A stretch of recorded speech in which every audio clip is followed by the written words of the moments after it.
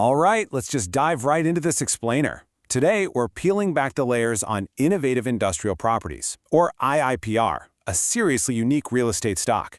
Now, if you've been following the markets for a while, you know that specialized real estate investment trusts can offer some of the most fascinating business models out there.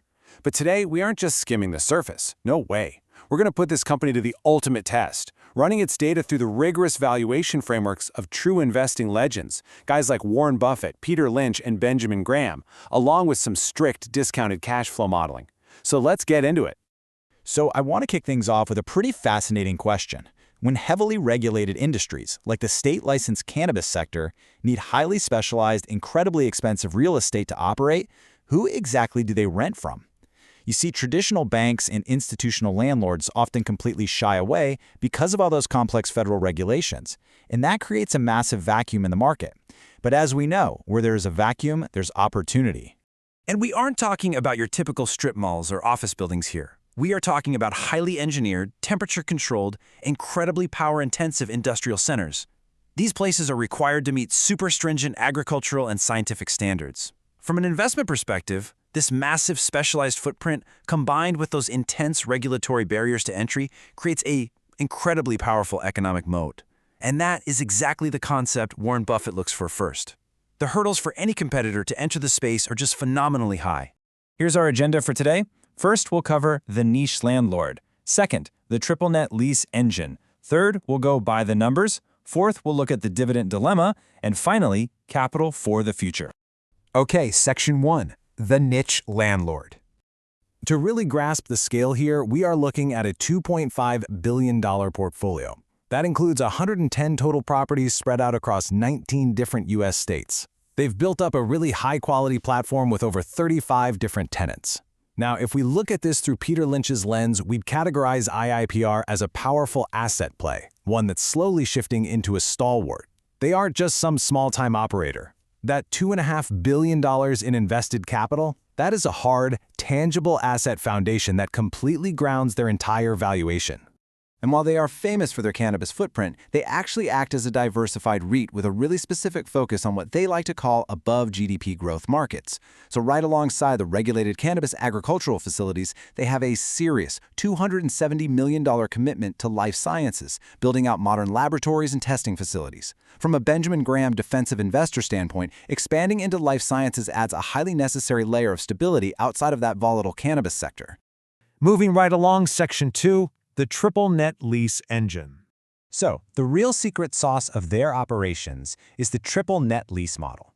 What that means is the tenant, not IIPR, is totally responsible for paying the property taxes, the property insurance, and the maintenance costs. You might be wondering, why does this matter so much for our guru models? Well, because this structure pushes all those operational and maintenance costs onto the operator.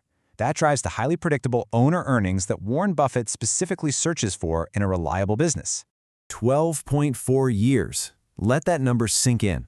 This represents their weighted average lease length. When they sign a tenant, they are locking in over a decade of structured contractual cash flow per property. If you've ever run a discounted cash flow or DCF model, you know that forecasting free cash flows is usually the hardest part by far. But having a locked-in 12.4-year lease length makes that forecasting incredibly predictable, and that heavily reduces our valuation guesswork. Section 3. By the numbers. Let's dig into the data. Back in the massive hype cycle of 2021, this stock traded at a dizzying price-to-earnings ratio of 61.30. Today, in 2026, it has dropped to 15.39. But let's apply our frameworks here. The price-to-book ratio dropped from 4.18 all the way down to 0.96. For Benjamin Graham, a PB ratio dropping below 1.0 means the stock is trading below the literal value of its underlying assets. That is a classic Graham value signal.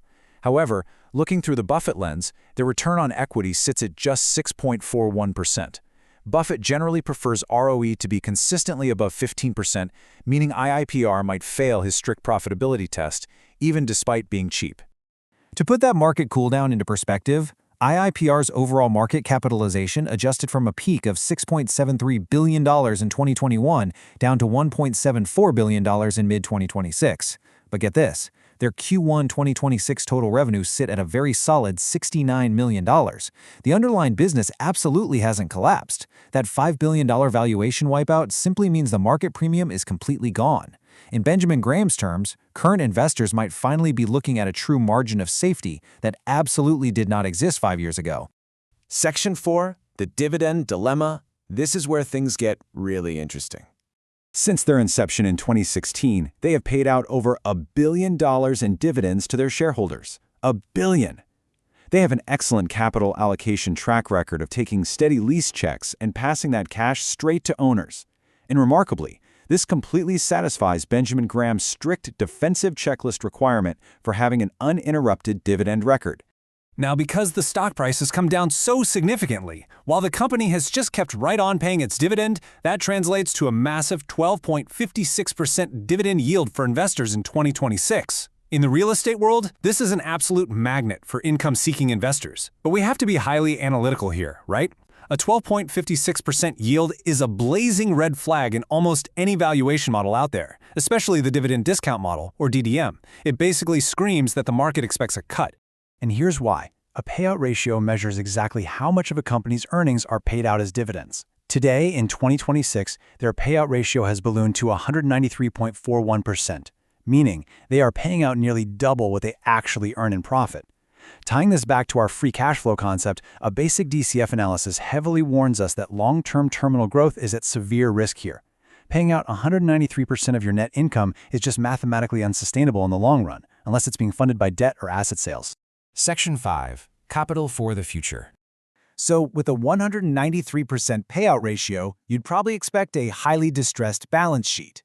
But here is the major plot twist. Their debt-to-equity ratio is a remarkably low 0.19, and total debt makes up only 13% of their total gross assets. This pristine balance sheet easily passes both Peter Lynch's and Warren Buffett's rigorous debt stress tests. This incredibly low leverage is the absolute crucial counterbalance to their massive dividend risk. Because they have kept their balance sheet so lightly leveraged, they have incredible financial flexibility. Translating this technical offering simply, IIPR has such good credit that they can easily borrow $400 million at a highly reasonable 6% rate. This new debt allows them to smoothly address upcoming maturities, fund new tenant construction, and basically bridge their cash flow gaps without needing to instantly slash that massive dividend. Well, for now, at least. Let's synthesize our guru models based on this complete picture. Benjamin Graham? He might absolutely love the sub 1.0 price-to-book ratio and the current margin of safety on those hard real estate assets.